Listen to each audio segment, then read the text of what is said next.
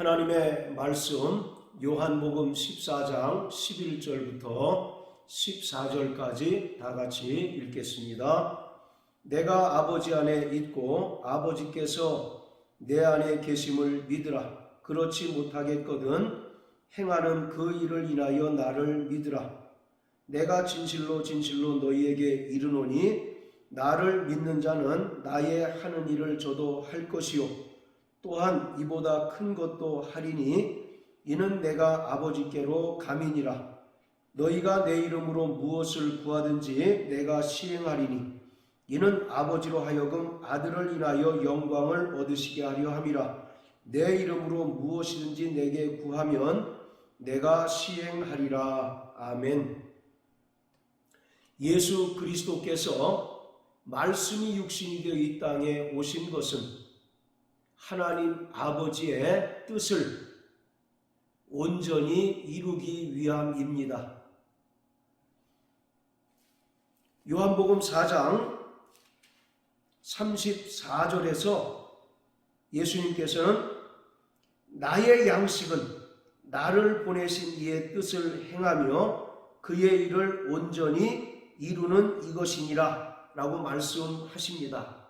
이처럼 예수님께서 이 땅에 오신 것은 하나님 아버지의 뜻을 행하고 또 그의 일을 온전히 성취하는 것입니다. 그리고 예수님께서는 십자가에 달려 죽으심으로써 하나님 아버지께서 창세전에 작정하신 그 뜻을 온전히 성취하셨습니다. 그리고 부활 승천하셔서 하나님 아버지께로 가셔서 믿는 자들에게 약속하신 성령을 부어 주셨는데, 믿는 자들에게 성령을 부어 주신 것은 예수님께서 이 땅에 오셔서 행하신 복음 전파 사역과 또 죄인된 인간들을 구원하시는 사역들이 중단 없이 이루어지도록 성령을 보내주신 것입니다. 그래서 11절과 12절에 보면 그 일, 그리고 나의 하는 일이라고 하는 표현이 나오고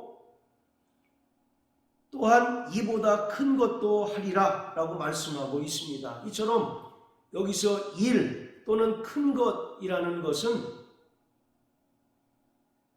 예수님께서 이 땅에서 공생의 사역 기간 동안에 행하셨던 그 사역들이 성령을 받은 믿는 자들을 통해서 지속적으로 이루어지고 행해진다라는 사실을 말씀하고 있습니다. 그리고 오히려 예수님께서 하신 일들이 더 크게 확대되고 더 크게 역사하게 될 것임을 분명하게 말씀하고 있습니다. 그래서 실제로 예수님께서는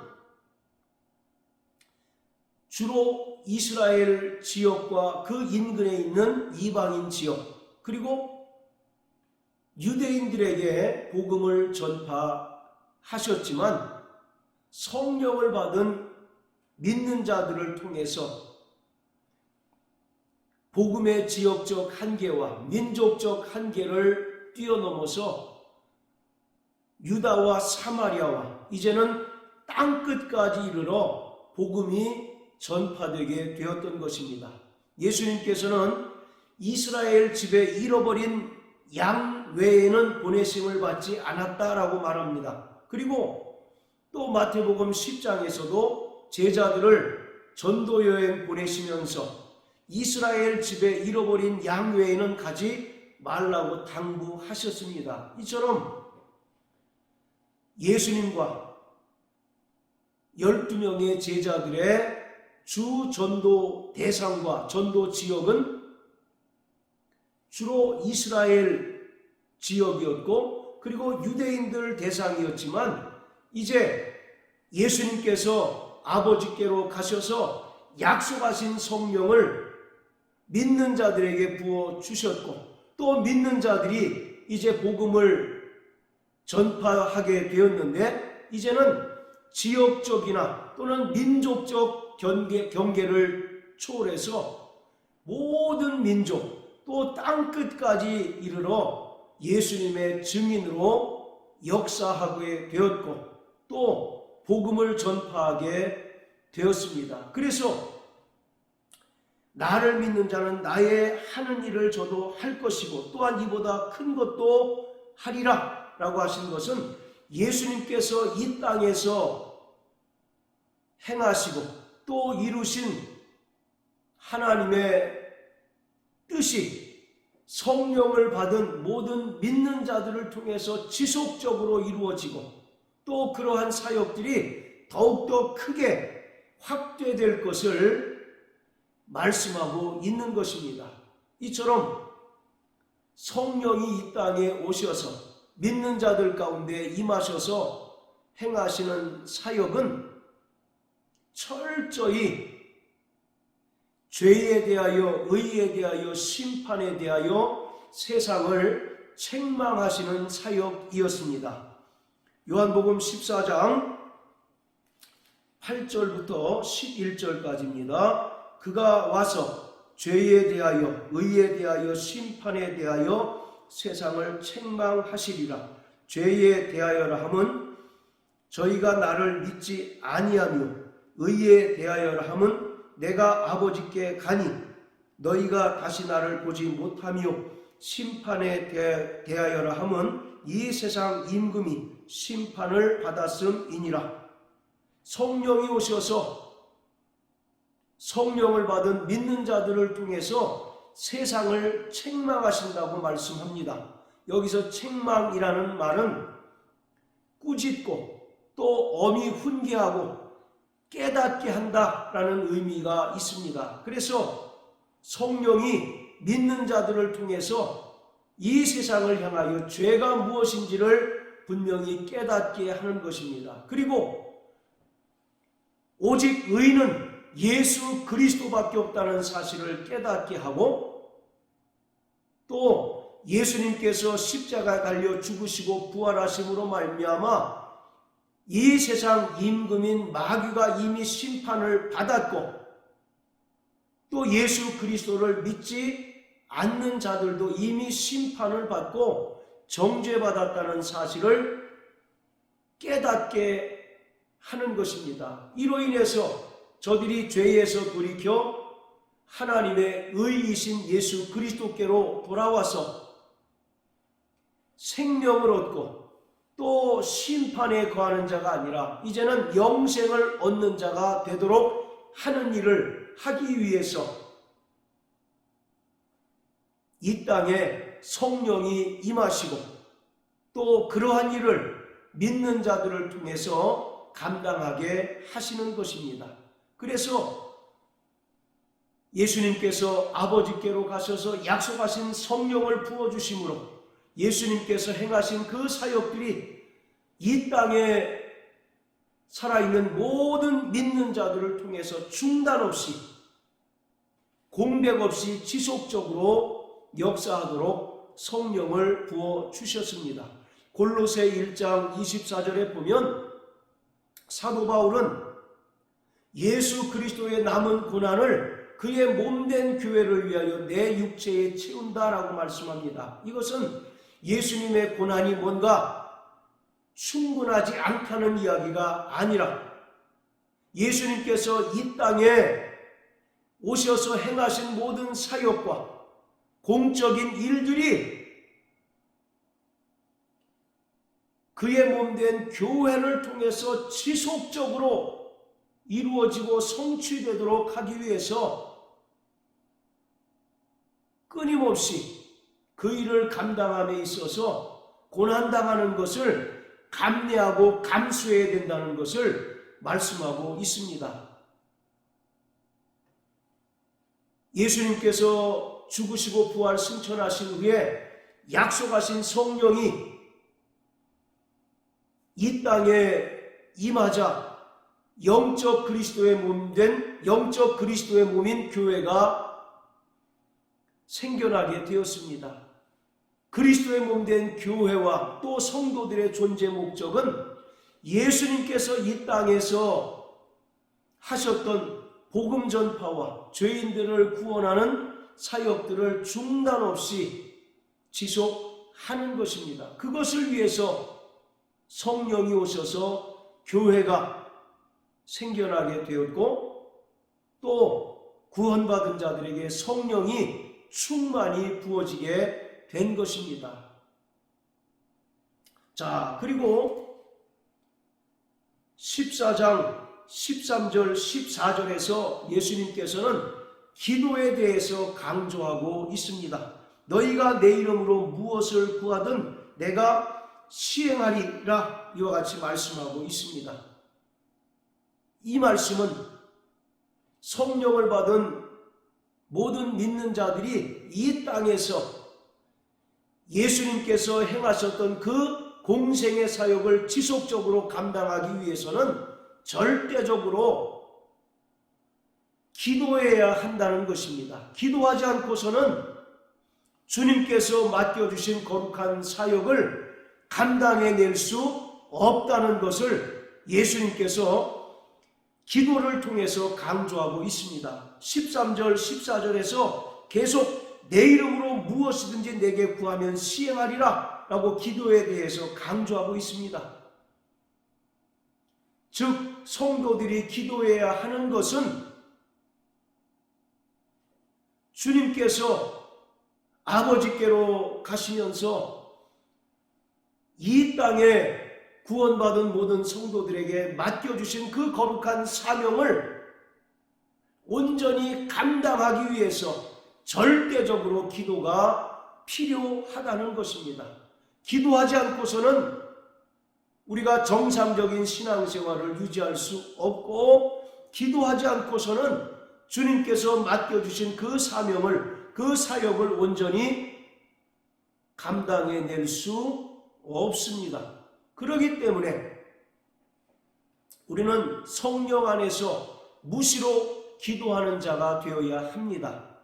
그런데 예수님께서 기도에 대하여 말씀하시면서 분명한 전제 조건에 대해서 언급하고 있습니다.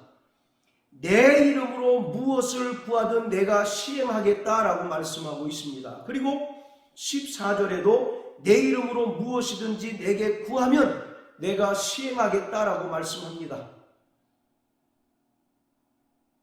우리는 일반적으로 기도에 대해서 잘 안다고 생각하지만 어찌 보면 기도에 대해서 가장 큰 오해를 가지고 있는 것도 사실입니다.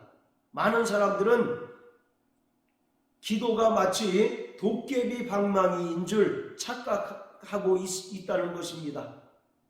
금 나와라 뚝딱 하면 금이 나오고 은 나와라 뚝딱 하면 은이 나오는 것처럼 우리가 내가 필요하고 내가 소원하고 내가 이루고자 하는 것들을 하나님께 기도하면 하나님께서 모두 다 들어주시고 시행하신다라고 이렇게 오해하고 있다는 것입니다. 우리의 기도가 응답되지 않는 것 역시 하나님의 응답이라는 사실을 우리가 분명히 알아야 한다는 것입니다. 여기서 내 이름으로 무엇을 구하든 이라는 말은 우리가 내 소원을 또 내가 요구하는 것을 하나님께 관철시키는 것이 아니라 하나님의 뜻대로 구하는 것을 말합니다. 내 이름으로 무엇을 구하든지 라고 하는 말은 하나님의 뜻대로 또 하나님의 뜻을 이루기 위해서 구할 때 하나님께서는 그 기도에 외면하지 않으시고 반드시 그 기도에 응답해 주신다는 것을 말합니다. 그래서 마태복음 6장 33절에도 너희는 먼저 그의 나라와 의를 구하라. 그리하면 이 모든 것을 너희에게 시행하시겠다라고 말씀합니다.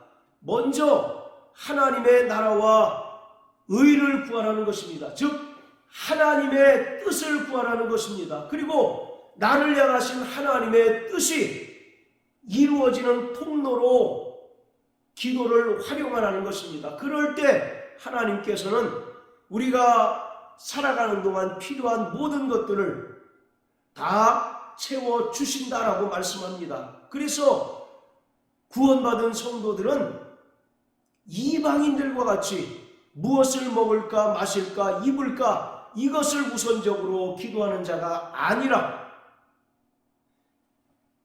하나님의 나라와 의를 구하고 하나님의 뜻을 구할 때 하나님께서 우리 육신적인 필요를 반드시 채워주신다라고 말씀하고 있습니다.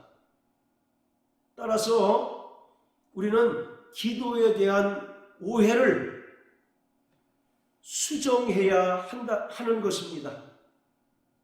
기도는 내 요구를 하나님 앞에 관철시키는 것이 아닙니다.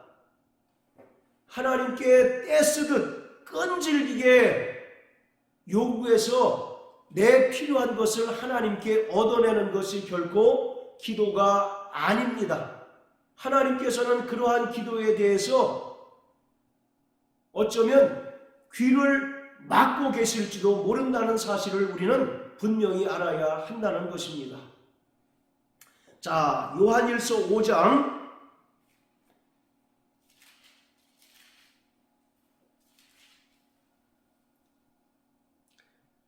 13절부터 15절까지입니다. 내가 하나님의 아들의 이름을 믿는 것은 너희에게 이것을 쓴 것은 너희로 하여금 너희에게 영생이 있음을 알게 하려 함이라. 그를 향하여 우리의 가진 바 담대한 것이 이것이니 그의 뜻대로 무엇을 구하면 들으심이라. 우리가 무엇이든지 구하는 바를 들으시는 줄을 안즉 우리가 그에게 구한 그것을 얻은 줄을 또한 아느니라. 할렐루야. 14절에 보면 하나님을 향하여 우리의 가진 바 담대한 것이 이것이니 그의 뜻대로 무엇을 구하면 들으신다라는 것입니다. 즉 우리의 기도에 대한 믿음의 담력은 하나님께 뜻대로 구하면 하나님은 반드시 시행하시고 또 응답해 주신다는 것입니다.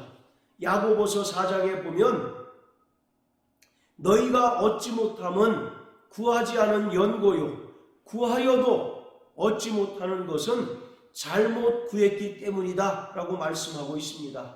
우리 육체의 정욕에 쓰려고 잘못 구한 것에 대해서는 하나님께서는 응답하실 책임이 없습니다. 그러나 하나님의 뜻대로 기도하고 하나님의 약속의 말씀을 의지하여 기도할 때 하나님께서는 반드시 그 기도에 응답할 책임이 있으시고 또 그러한 기도에 대해서는 반드시 시행하시고 응답해 주십니다. 그렇기 때문에 우리는 날마다 하나님의 뜻대로 기도하는 자가 되어야 합니다.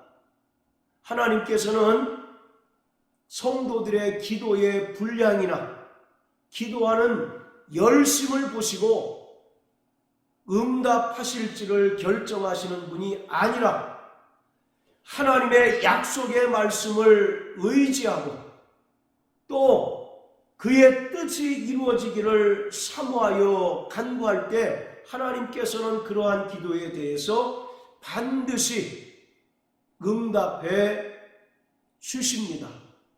그리고 그 기도가 우리를 통해서 응답될 때 하나님 아버지께서 온전히 영광을 받으신다라고 말씀하고 있습니다. 자, 그리고 요한복음 14장 13절 14절을 통해서 아버지께로 가신 예수 그리스도께서 기도에 대해서 차지하는 역할에 대해서 또한 설명하고 있습니다. 바로 예수님은 아버지와 함께 성도들의 기도를 들으시고 받으시는 분이시고 또 성도들의 기도에 대해서 중보자가 되실 아니라 또 그 기도에 대해서 반드시 시행하는 분이기도 하시다라고 말씀하고 있습니다. 그러므로 사랑하는 성도 여러분, 우리가 성령을 받았다면 우리는 자신의 생활에 얽매이는 자가 아니라 우리를 부르신 주님께서 우리에게 맡겨주신 그 거룩한 사명을 감당하는 자가 되어야 합니다. 그리고 그 사명을 감당하기 위해서는 반드시 기도해야 한다는 것을 명심하기를 바랍니다. 예수님께서도 이 땅에서 공생의 사역을 이루시는 동안 철저히 기도하는 본을 보여주셨습니다. 예수님의 12명의 제자들을 부르시고 택하실 때에도 밤이 맞도록 기도하셔서 12명의 제자들을 택하셨고, 또 예수님께서는 습관을 따라 따로 한적한 곳에 가셔서 기도하셨다라고 기록하고 있습니다. 그리고 예수님께서는 잡히시기 전날 밤에 제자들과 함께 겟세마네 동산에 올라가셔서 땀방울이 핏방울이 될 정도로 하나님 아버지께 간절히 기도하셨습니다. 겟세마네라고 하는 뜻은 감람 기름을 짜는 곳이라는 뜻입니다. 이처럼 예수님께서는 그 몸의 모든 진액을 짜내듯이 하나님 아버지께 간절히 기도하셨습니다. 아버지여, 할만하시거든 이 잔을 내게서 옮겨 주옵소서. 그러나 나의 원대로 마옵시고 아버지의 뜻대로 되기를 원합니다. 3번씩이나 동일하게 하나님 아버지께 간절히 기도하셨습니다. 그런데 이러한 예수님의 기도하시는 모습과 정반대의 모습이 제자들을 통해서 나타나는 것을 볼 수 있습니다. 제자들은 예수님께서 아버지께 기도하시는 동안 졸음을 이기지 못하고 자고 있었습니다. 그러한 제자들을 향해서 예수님께서 말씀하시되 1시 동안도 깨어있을 수 없더냐? 시험에 들지 않도록 깨어있어 기도하라고 말씀하고 있습니다. 그렇습니다. 악이 번성하고 죄악이 관영한 이 세상에서 구원받은 성도로서 살아가기 위해서는 우리는 절대적으로 기도하는 자가 되어야 합니다. 우리는 기도를 통해서 우리가 어떻게 살아야 마땅한지를 날마다 하나님께 구하는 자가 되어야 하고, 또 나의 삶을 통해서 하나님의 뜻이 이루어지도록 날마다 기도하는 자가 되어야 합니다. 로마서 8장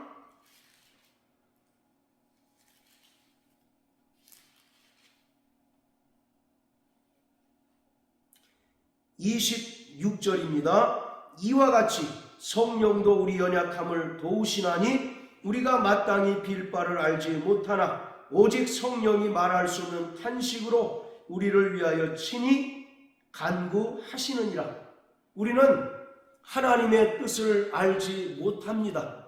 그러나 우리 안에 내주하시는 성령께서는 우리에게 하나님의 뜻을 깨닫게 하시고 또 하나님의 뜻대로 기도하도록 우리를 도우시는 분이십니다. 그렇기 때문에 우리는 날마다 시험에 들지 않도록 깨어있어 기도해야 하고, 또 우리를 향하신 하나님의 뜻이 무엇인지를 날마다 하나님께 기도함으로 하나님의 뜻을 깨닫고 하나님의 뜻대로 사는 자가 되어야 합니다. 성도들에게 주신 기도는 세상을 이길 성도들의 최고의 공격 무기입니다. 그래서 에베소서 6장 12절 이하에 보면 사도 바울은 성도들의 신앙생활 자체가 악령들과의 영적인 씨름이라고 말씀하고 있습니다. 그러면서 영적인 전투에 참전한 자들이 갖춰야 될 것에 대해서 언급하면서 성령의 검, 곧 하나님의 말씀을 가지라, 그리고 성령 안에서 무시로 기도하라고 말씀하고 있습니다. 악령들의 공격을 방비하고 또 악령들을 공격할 무기를 제대로 활용하기 위해서는 결정적으로 기도가 필요하다는 것을 말씀하고 있는 것입니다. 그러므로 우리는 이 땅에서 시험에 들지 않도록 깨어있어 기도해야 하고, 모든 악령과의 싸움에서 온전히 승리하기 위해서는 절대적으로 기도하는 자가 되어야 합니다. 그러므로 사랑하는 성도 여러분, 우리가 다 성령 충만함으로 말미암아 주님께서 맡겨주신 그 거룩한 사역을 감당하는 자가 되어야 하는 것입니다. 뿐만 아니라 그 일을 감당하고 또 우리가 이 땅에서 시험에 들지 않고 정상적인 신앙생활을 하기 위해서는 날마다 성령 안에서 무시로 기도해야 한다는 사실을 깨달으셔서 날마다 깨어있어 기도하는 믿음의 성도 되시길 예수님 이름으로 축복합니다. 할렐루야.